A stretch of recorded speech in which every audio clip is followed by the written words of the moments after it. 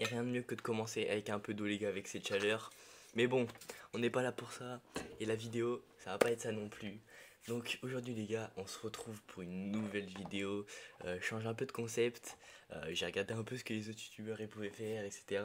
Et en vrai, il y a un truc qui m'a bien hype et j'avais envie de le faire. Je me suis dit ça peut être cool. Et peut-être que vous avez jamais entendu parler de ces histoires, on va voir. Donc le concept de cette vidéo les gars c'est très simple, je vais vous raconter 5 histoires et parmi ces 5 il y en aura une qui est fausse et ce sera à vous de me dire laquelle.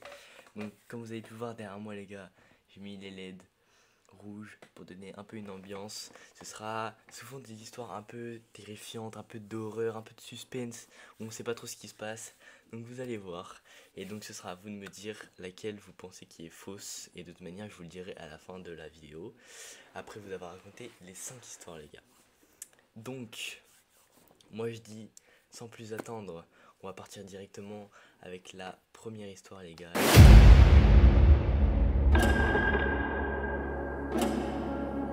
Donc les gars c'est une fille qui est en quête d'économie pour payer ses études universitaires et elle se voit confier la garde d'une maison du voisin.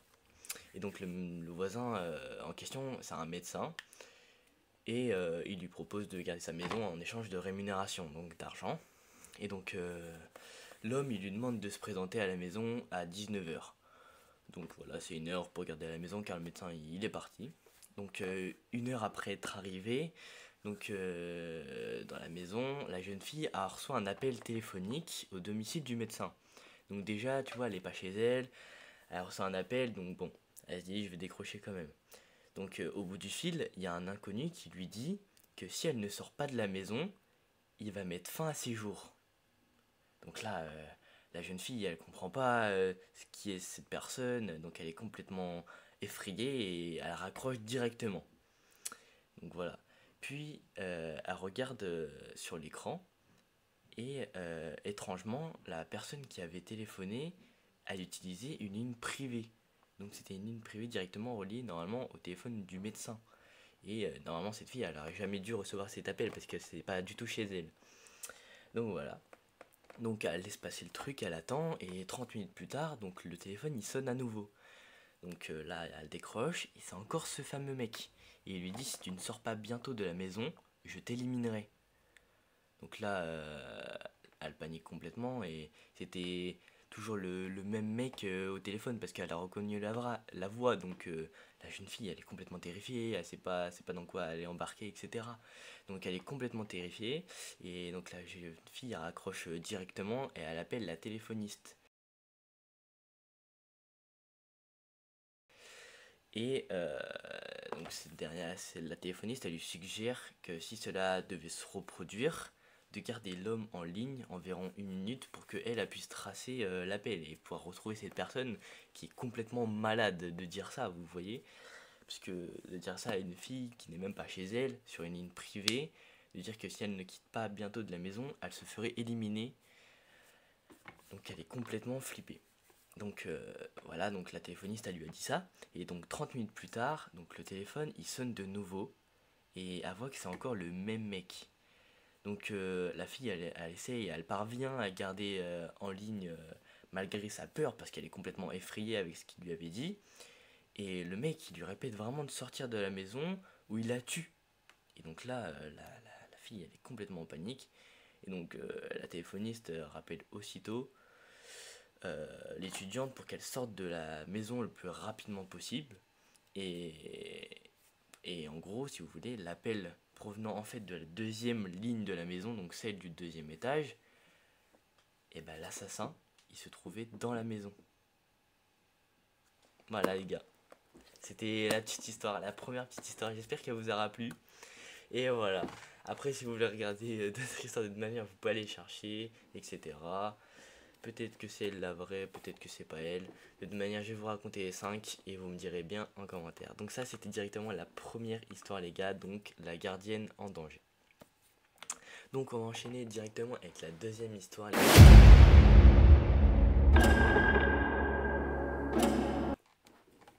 Donc c'est à Lyon, en France, en 1944. Donc c'est une jeune femme qui s'appelle Nathalie. Donc elle termine son service d'infirmière et il est 5 heures du matin. Donc elle monte dans sa voiture et elle s'engage dans des rues encore un peu désertes parce que 5 heures du matin, tout le monde dort, il n'y a plus personne.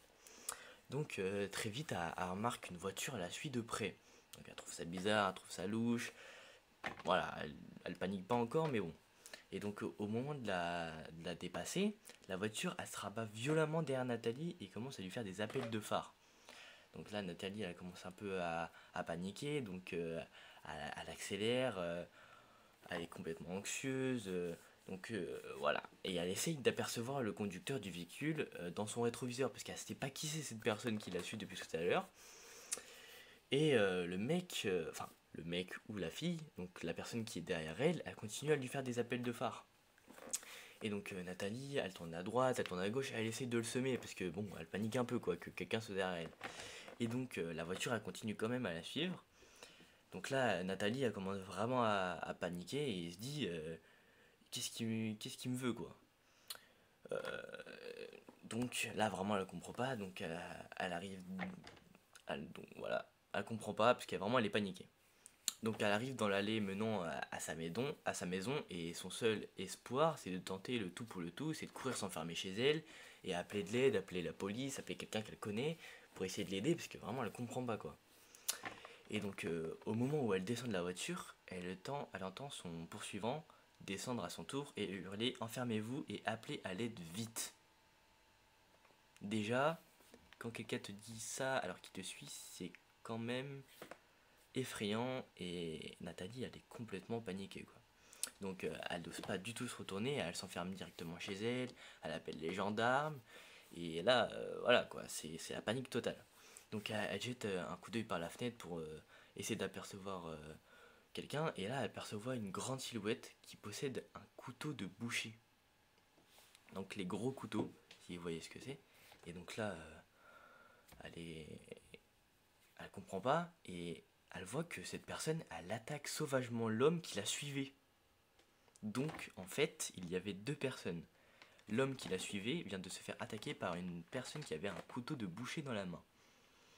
Donc, terrifiée et complètement paralysée, Nathalie, elle essaie de se réfugier dans la salle de bain, priant pour que l'assistance arrive au plus vite, donc les gendarmes, parce que là, elle comprend vraiment pas. Il y a un mec qui vient de se faire attaquer avec un couteau juste derrière elle à 5 heures du matin, alors qu'elle vient de sortir de son service. Donc, elle est complètement paniquée. Et donc, plus tard, elle comprend ce qui s'est vraiment déroulé ce jour-là. Et donc, si vous voulez, l'homme dans la voiture, il essayait de la sauver, car il avait vu un homme se glisser dans la voiture de Nathalie et essayer de la prévenir. Et il a laissé sa vie pour elle. Donc l'homme a donné sa vie pour Nathalie. Voilà les gars. Donc ça c'était la deuxième petite histoire, donc le tueur sur le siège arrière. On passe directement à la troisième histoire.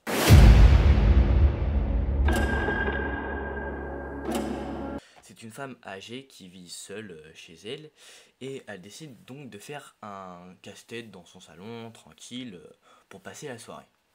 Voilà, c'est une vieille dame qui n'a rien à faire de ses journées et donc qui décide de faire un petit casse-tête. Donc voilà, et dehors il fait totalement noir quoi, on ne voit rien, vraiment il n'y a aucun lampadaire, noir complet. Et au fur et à mesure de son casse-tête donc c'était un puzzle. Donc elle commence à assembler les pièces, voilà, elle commence à assembler les pièces au fur et à mesure parce que bon, bah, c'est un peu le but du puzzle quand même. Et là il y a une impression étrange qui saisit cette dame. Elle reconnaît peu à peu dans son puzzle le décor de son salon, puis sa télévision, et puis elle-même vue de face.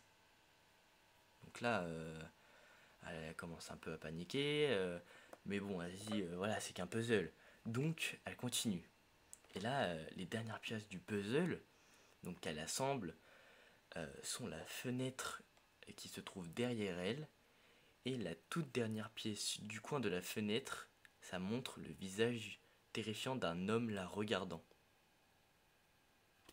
Donc voilà les gars, c'était une petite histoire, elle était pas très longue, mais voilà, donc l'histoire, le casse-tête les gars.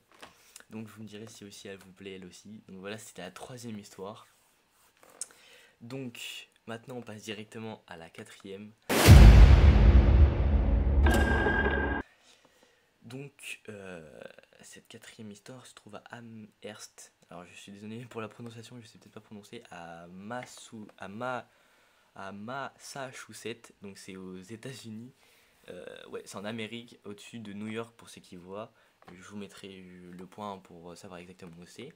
Donc, c'est un soir et il y a une personne qui s'appelle Thomas. Elle a un rendez-vous galant.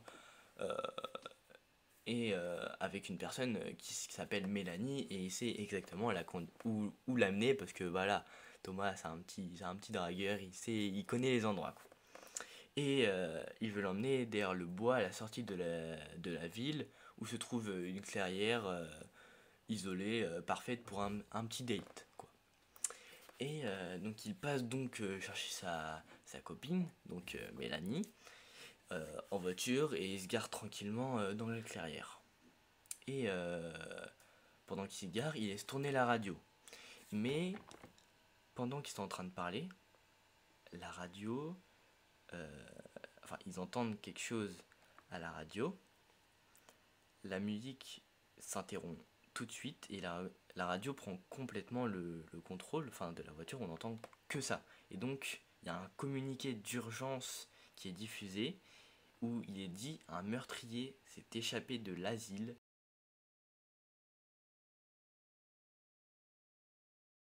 situé à quelques kilomètres d'Amherst. Et d'Amherst, c'est là où ils sont.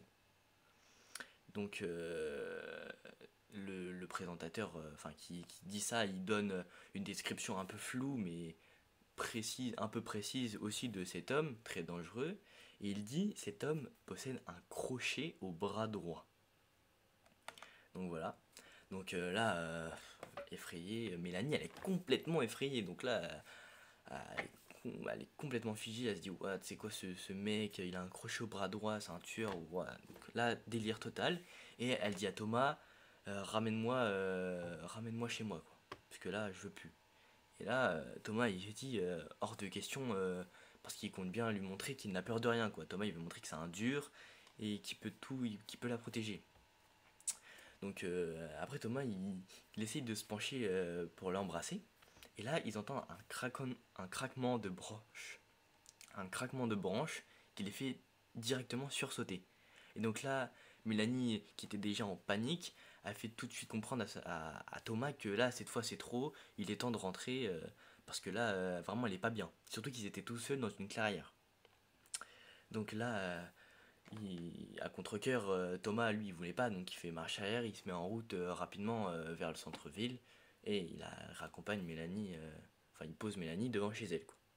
Donc Mélanie, arrivée devant la maison, elle descend de la voiture et elle se met à hurler de manière incontrôlable. Vraiment, c'est trop bizarre. Et Thomas, là, il comprend pas, donc Thomas, il se précipite vers elle et découvre ce qui la met vraiment dans cet état. Et là, il voit un crochet sanglant accroché à la poignée de la voiture qui se balance doucement. Donc voilà les gars. Voilà la petite histoire. Donc ça c'était la quatrième histoire si je me trompe pas. Voilà, j'espère qu'elle vous aura plu. C'est beaucoup de suspense, on sait pas laquelle est la vraie, laquelle est la fausse. Et voilà les gars, de toute manière je vous le dirai à la fin. Et donc on enchaîne directement avec cette cinquième histoire.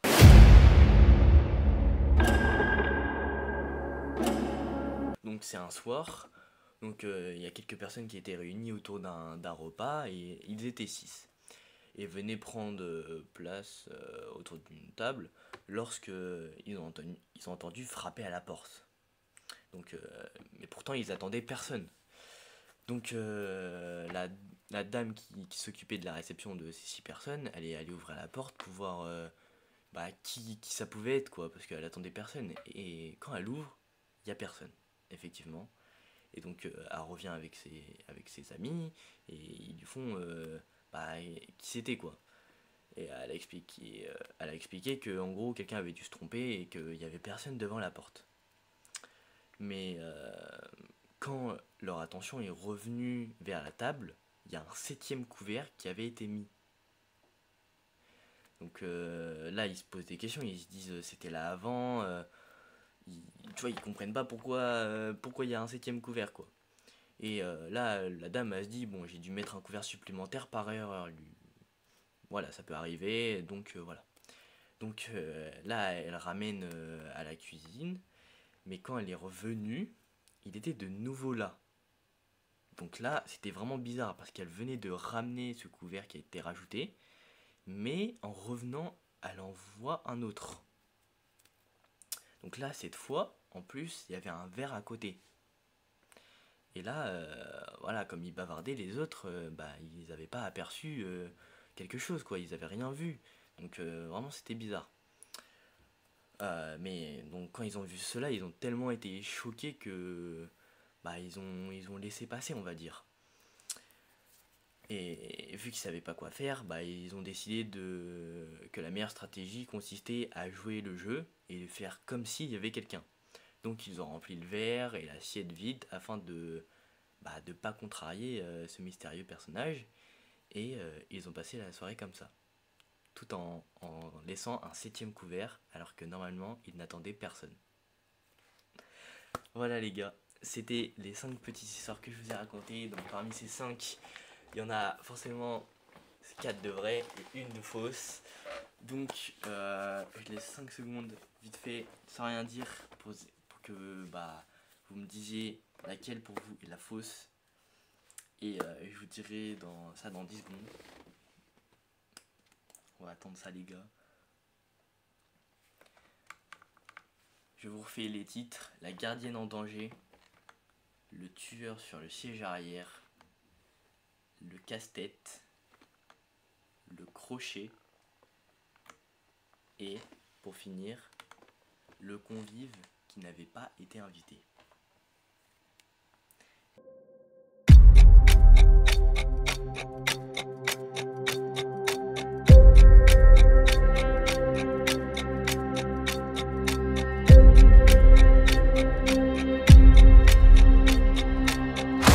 Et donc les gars, l'histoire qui n'était pas vraie, c'était la dernière. Donc c'était le convive qui n'avait pas été invité. C'est une histoire complètement inventée. C'est complètement faux, mais par contre les 4 autres sont vrais.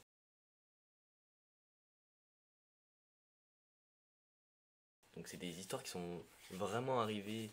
Enfin, c'est-à-dire que des personnes racontent ces histoires, mais quand on les lit, ça paraît quand même absurde. Quand on voit une vieille dame a fait un casse-tête, mais qu'elle voit quelqu'un qui l'observe sur un puzzle, c'est quand même assez louche, je vous l'accorde. Mais en faisant des recherches, on voit que des personnes ont vraiment raconté ces histoires et qu'elles affirment que cela est vrai. Après, est-ce que moi je le sais? Jamais je pourrais le savoir. Surtout quand on voit des trucs qui se sont passés en Amérique, aux States, j'en sais rien du tout moi. Et ça je peux pas le vérifier. Mais en tout cas les gars, quand j'ai fait des recherches, j'ai trouvé 4 histoires qui étaient vraies. Donc la première, comme j'ai pu vous dire, donc la gardienne en danger, le tueur sur le siège arrière, le casse-tête et le crochet. Donc ça c'était les 4 histoires vraies. Et l'histoire qui était donc pas vraie, qui était fausse, complètement inventée, c'était le convive qui n'était pas invité. Donc voilà les gars, donc j'espère en tout cas que ça vous a plu, que ça vous a fait kiffer d'entendre des petites histoires comme ça. Et au moins ça se trouve vous avez peut-être appris des choses. Et là au moins je me suis dit, petite histoire, t'as vu qu'ils font un peu peur, qu'ils font un peu douter, où on se demande bien ce qui s'est passé quoi. Ça peut être cool franchement. Et voilà. Bah voilà c'est tout les gars. Franchement ça m'a fait super plaisir de faire cette vidéo. Donc normalement elle sortira jeudi. Comme je vous l'avais dit, je ferai 2 vidéos par cette semaine. Et après j'essaierai peut-être d'en tourner d'autres pour pendant les vacances d'août. Car je suis absolument pas là. Donc ça va être très compliqué pour moi de faire les vidéos. Mais voilà en tout cas les gars, j'espère que ces histoires vous ont fait kiffer. Donc n'hésitez pas à lâcher un pouce bleu, un petit like, ça fait toujours plaisir. Et à vous abonner, franchement ça soutient de malade et ça donne envie de continuer. Et sur ce les gars, je vous dis à très bientôt.